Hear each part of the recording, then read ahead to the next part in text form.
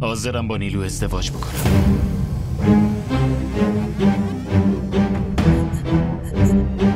خودت خوب میدونی که من چقدر دوست دارم. نکنه تصمیم اشتباهی گرفتم. با نیلو خیلی خوشبخت میشی. آیسا لیاقتتو نداشت. من دارم با نیلو ازدواج میکنم.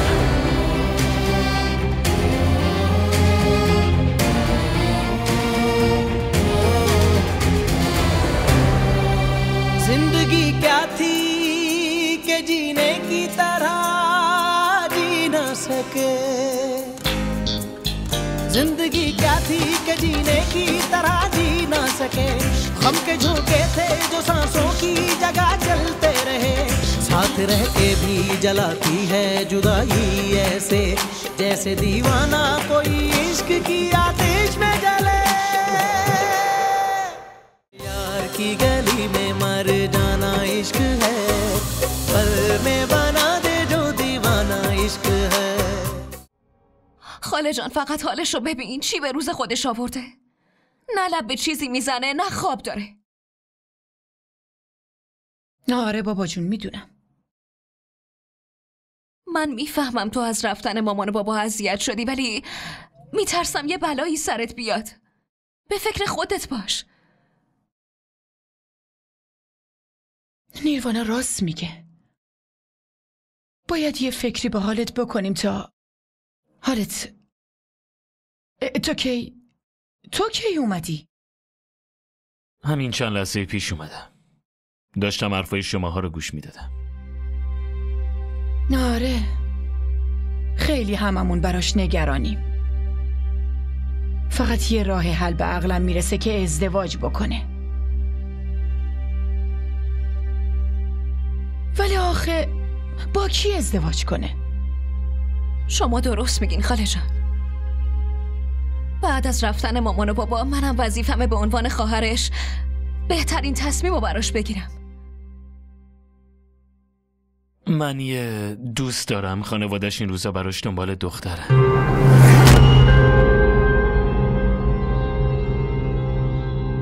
اگه بخواین خودم باهاش حرف میزنم، مطمئنم از نیلو خوشش میاد. اگه میخواین بگم بیاد اینجا. آره بگو.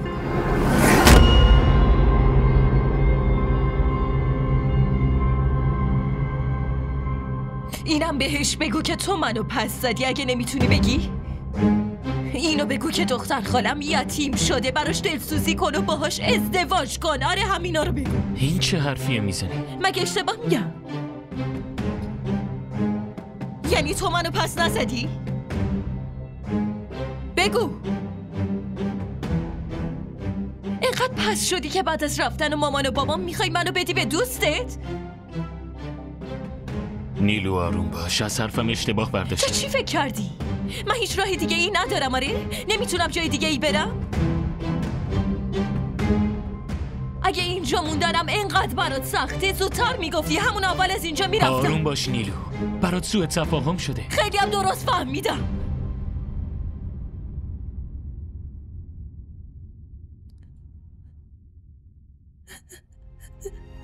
خودت خوب میدونی که من چقدر دوستت دارم. الانم که مامان و بابام رفتن فکر میکنی سربارت شدم و برای همینم میخوای منو بدی به دوستت.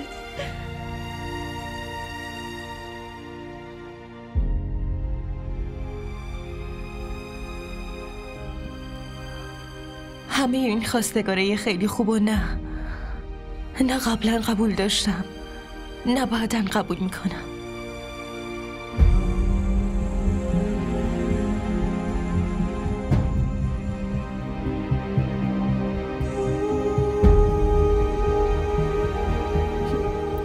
بس خاله، من دیگه میرم. دیگه نمیتونم تو این خونه بمونم. دیگه نمیذارم کسی با قلب من بازی کنه. وایسا نیلو.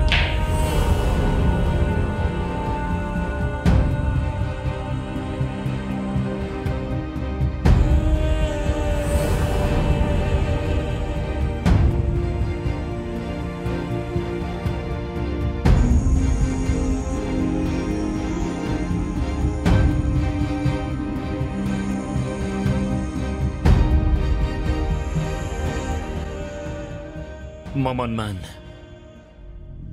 حاضرم با نیلو ازدواج بکنم.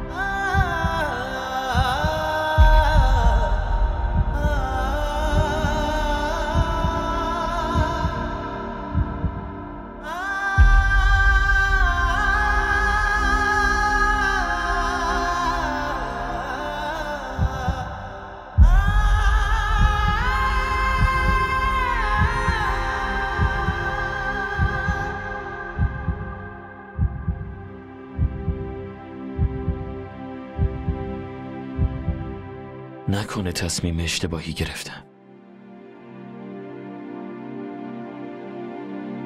تصمیم خیلی خوبی گرفتی پسرم. درسته دیر بود، ولی با این تصمیم قشنگت خوب تونستی جلوی ضرر رو بگیری. با نیلو خیلی خوشبخت میشی. آیسان لیاقتتو نداشت. دعا میکنم زندگیت پر از شادی و عشق باشه پسرم.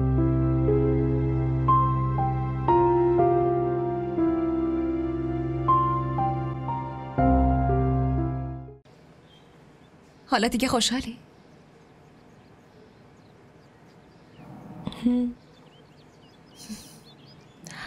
گفته بودم یه کاری میکنم شروین باهات ازدواج کنه، ولی الکی به نیتم شک داشتی. شک نداشتم، فقط باورم نمیشد شروین راضی بشه با هم ازدواج کنه. حالا راضی شده، دیگه باور کن. کاش که مامان و بابا هم زنده بودن.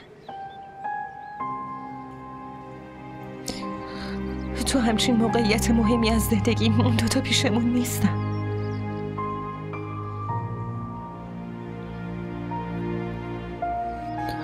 این فکر نمیذاره که من هیچ وقت تو زندگیم بتونم خوشحال باشم. هر جا که باشن از خوشحالی تو خیلی خوشحال شدن نیروانا.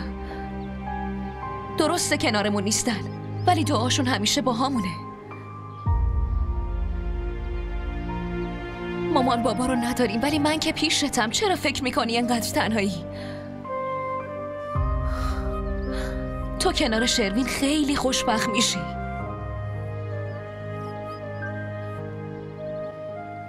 آیسان از دلش میره بیرون. اگه برگشت اون وقت چی؟ این تصمیم هر قدرم از سر احساس باشه، ولی باید کاری کنیم شروین برای همیشه مال تو بشه. چطوری؟ فقط بشین و ببین چی کار میکنم. میخوای چی کار کنی؟ زخم آخر رو هنوز پیش خودم نگه داشتم. هر کاری کنم جلوی خودت میکنم. شروین مجبور میشه آیسان رو برای همیشه بذاره کنار. اگه اینطوری بشه دیگه از هیچی نمیترسم. نمیخوادم از چیزی بترسی. بسپارش به من.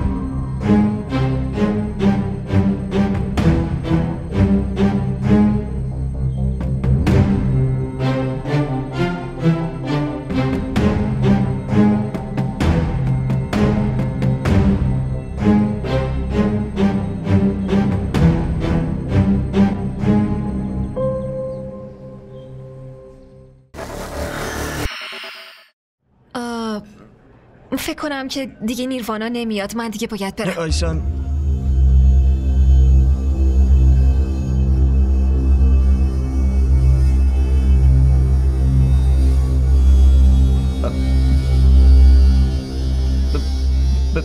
ببخشید من یه دفعه اینطوری اگه ناراحت شدی من میرم، ولی خواهشاً ناراحت نشو. منظوری نداشتم. نه ناراحت نشدم. فکر کنم دیگه باید برم خونه. وقتی همه خبرها اینجاست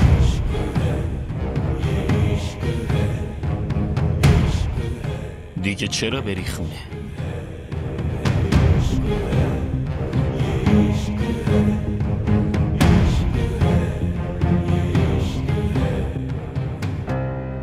چرا همش تعقیبمون میکنی؟ هر وقت که اتفاقی من آیسانو میبینی وای میستی با آیسان بد و بیراه میگی. چته؟ مشکل چی آخه؟ این زنه چه؟ یکم فکر کن. چرا همیشه تو رو کنار زنم میبینم؟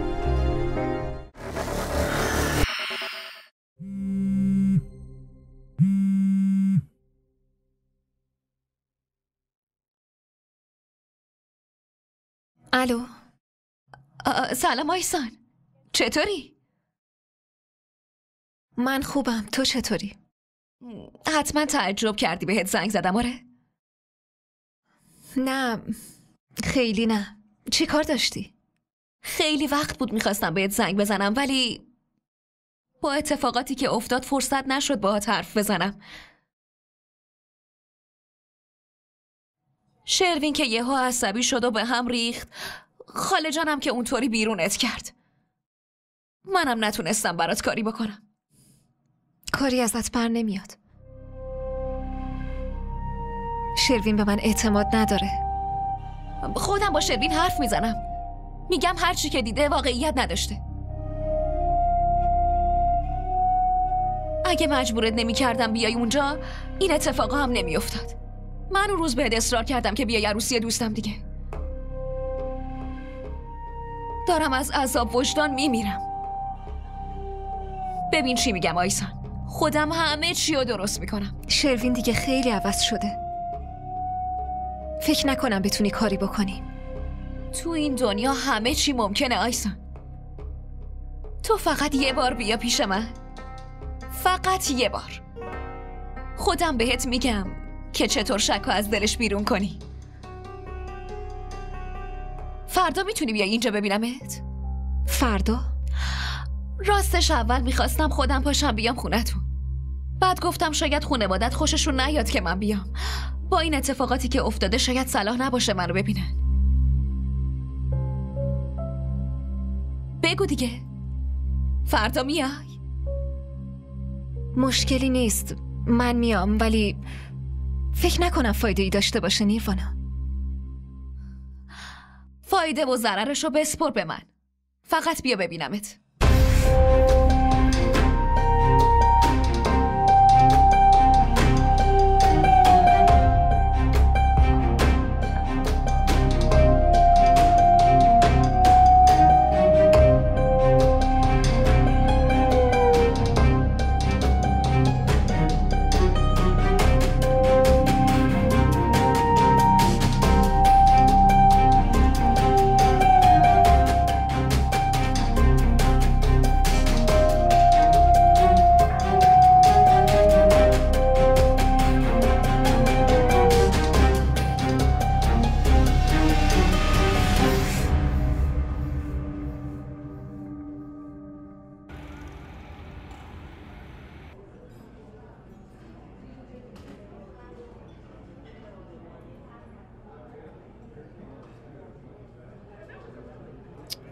این که اومده، عارف کجا مونده؟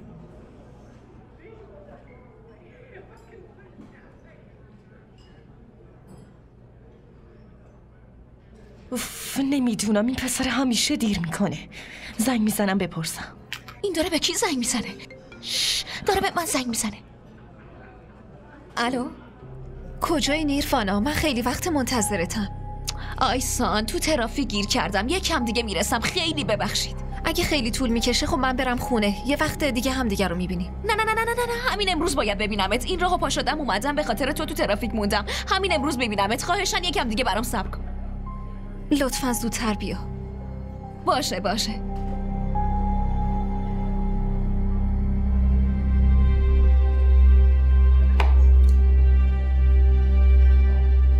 عارف چرا نمیاد؟ 100 بار زنگ زدم جواب نمیده. اگه این فرصت از دست بره، دست از سر عارف بر نمیدارم.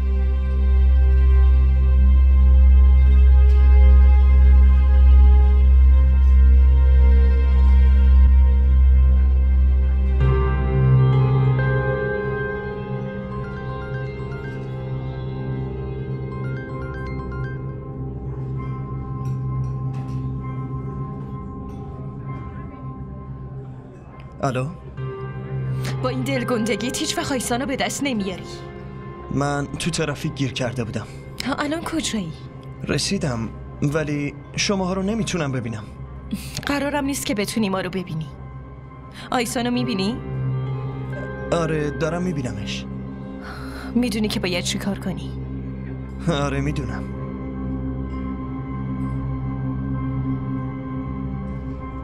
زود باش زنگ بزن به شروین.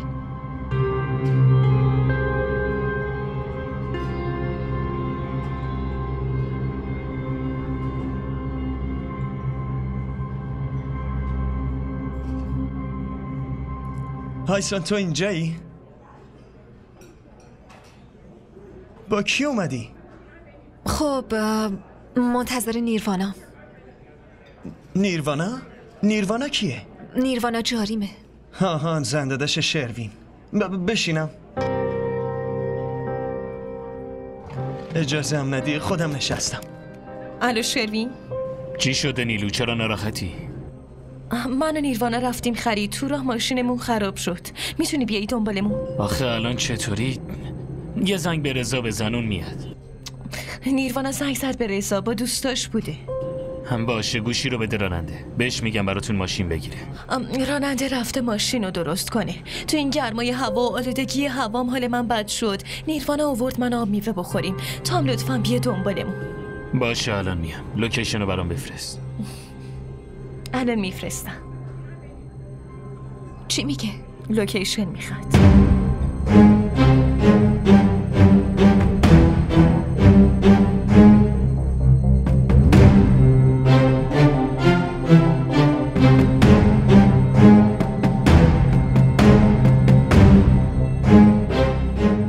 چی کار میکنی؟ نقشه دوم. اگه شروین به موقع نرسه باید هر جور شده بریم سراغ نقشه دوم. وای دختراش سان از دست تو. فکر کنم که دیگه نیروانا نمیاد، من دیگه باید برم. آیسان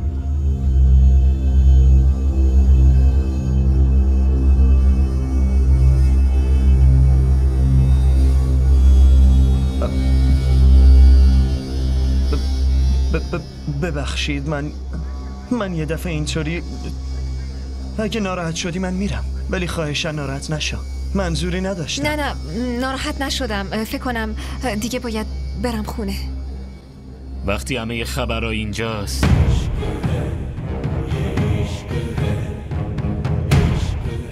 دیگه چرا بری خونه؟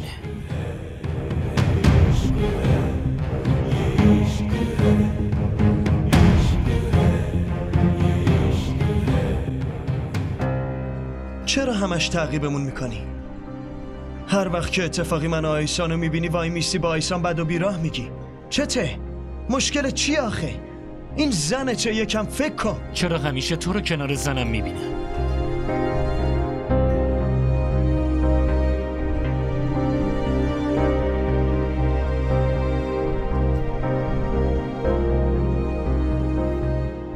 یه بار تو اتاق دربسته، یه بار تو خونت، یه بارم تو این رستوران.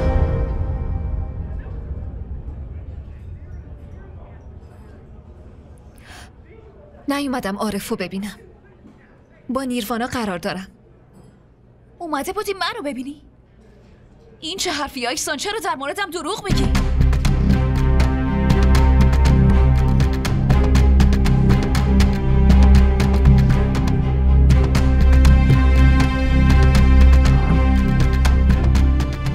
تو گفتی بیام اینجا، به هم زنگ زدی، گفتی اینجا هم دیگر رو ببینی. عجب دروغی. چرا بهت زنگ بزنم آیسان؟ اصلا به تو چی کار دارم؟ بعدش هم وقتی شروین از دلش بیرونت کرده و خاله جانم از خونش، دیگه برای چی باید بهت زنگ بزنم؟ چی کارت دارم من ها؟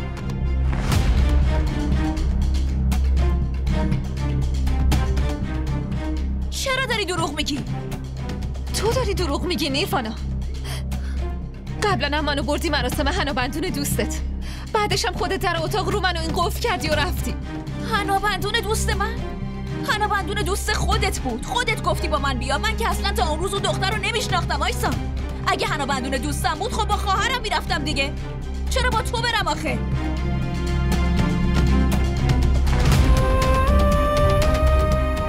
شروین این دختره داره دروغ میگه. اون روزم تو پاساژ همین پسر پیشش بود. وقتی پرسیدم که یه دفعه بحثو عوض کرد. تو یه چیزی بگو، پیشش بودی یا نه؟ نیروانا. آره این راست میگه، ولی شما داری قضیه رو پیچیده‌اش میکنی. بس.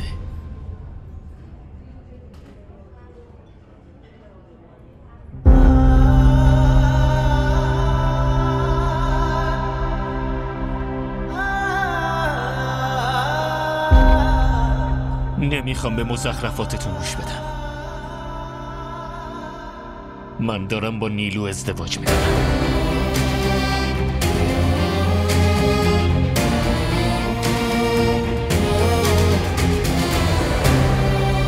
जिंदगी क्या थी कि जीने की तरह जी न सके, जिंदगी क्या थी कि जीने की तरह जी न सके, गम के झोंके थे जो सांसों की जगह चलते रहे, साथ रह के भी जलाती है जुदाई ऐसे, जैसे दीवाना कोई इश्क की आतिश में जले। बस में ना हो जो कर जाना इश्क है,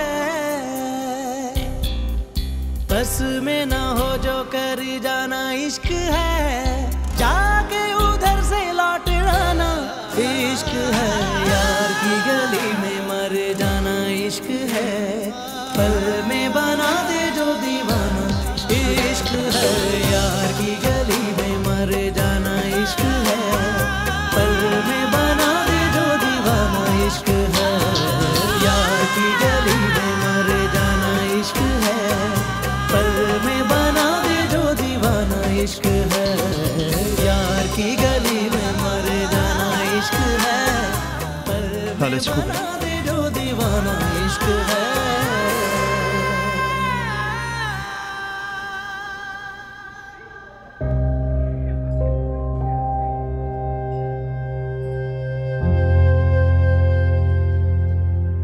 بیا من میرسونمت.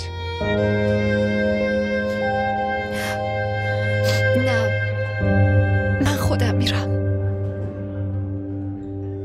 هنوز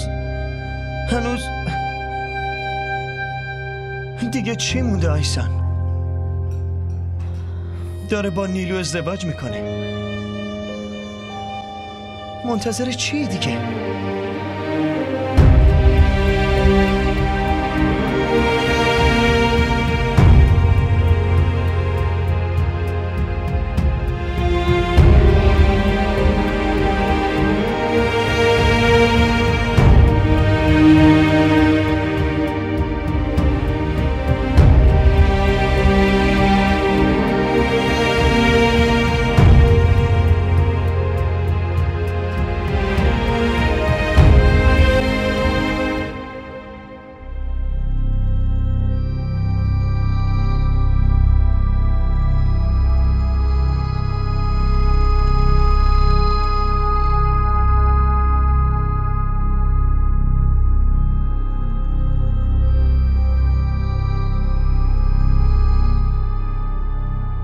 اگه یه وقت دخترت اجازه داد یکم هم به فکر عروست باش. تو همچین شرایطی مادر شوهر از شدت ذوق زدگیش از بس ناز عروسشو میکشه که دیگه هیچ فرصتی نمیمونه کار دیگه ای بکنه. ولی شما فقط به فکر دخترتی. لیلا جان، تو هیچ وقت برام کمتر از دخترم نبودی. همیشه عین دخترم باد رفتار کردم، ولی همیشه از دستم شاکی. اگرم منظورت غذا و مزاست که اینجا خونه خودته، هر چی دلت میخواد، هر چی هوس میکنی به من بگو، خودم برات درست میکنم. وای خدا از دهنت بشنوه اینو.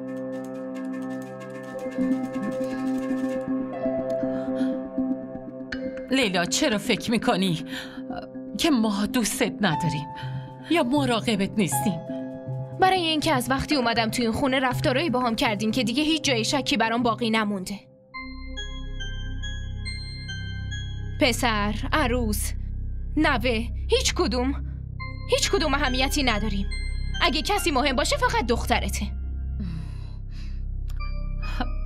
نه لیلا،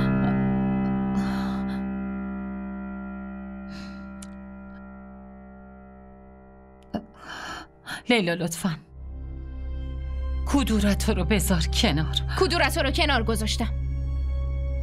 گذاشتم که اومدم. ولی حامد به جای اینکه از خوشحالی اومدن بچهش جشن بگیره نشسته بازم برای خواهرش ماتم گرفته. من دارم به کی شکایت میکنم؟ کسی که این خیالش نیست. دخترت هم دیگه خیلی وقت رفته بیرون. حالا ببین دوباره چه گندی بزنه و با چه حالی برگرده.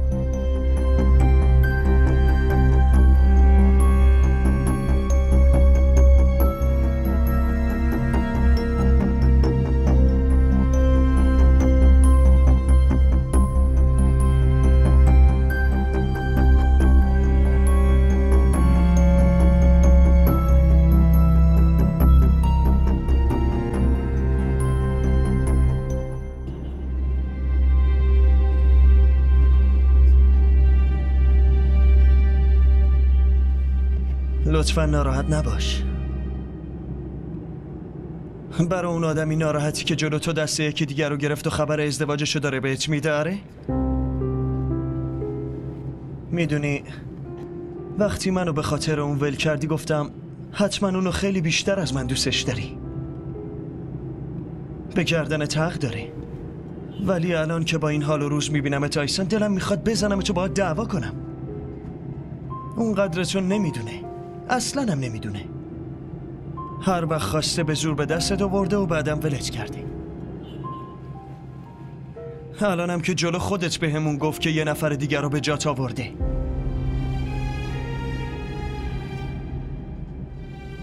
بازم لیاقت عشقتو داره؟ بگو. اون اصلا دوستت نداره، اصلا هم نداره. باشه لطفاً ناراحت نباش، من که هستم.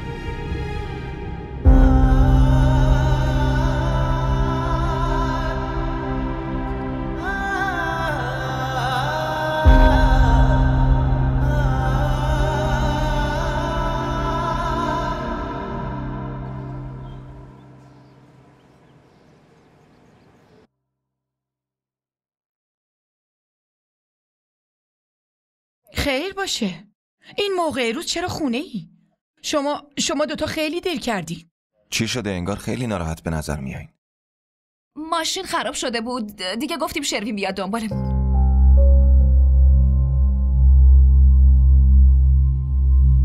خوب کاری کردین، ولی چرا صورت ستاتون گرفته است؟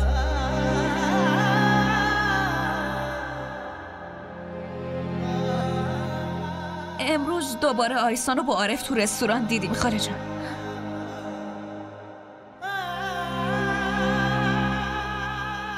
خیلی دختر بی حیاییه. معلوم نیست سرش با کیا گرمه.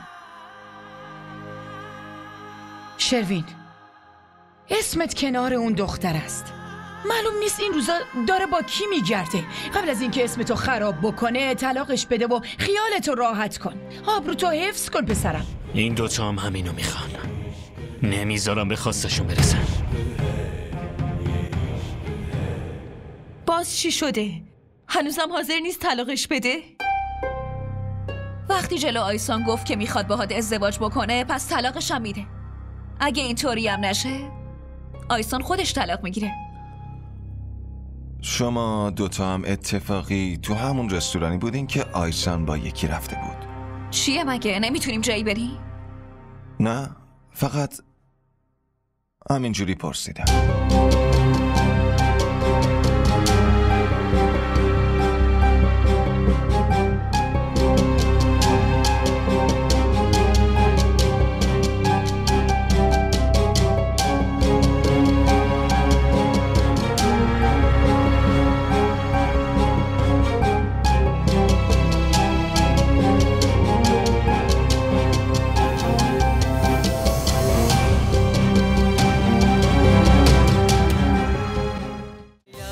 این ویدیو رو لایک کنید، کانالمون رو سابسکرایب کنید تا از سریال های جدیدمون هم آگاه باشید.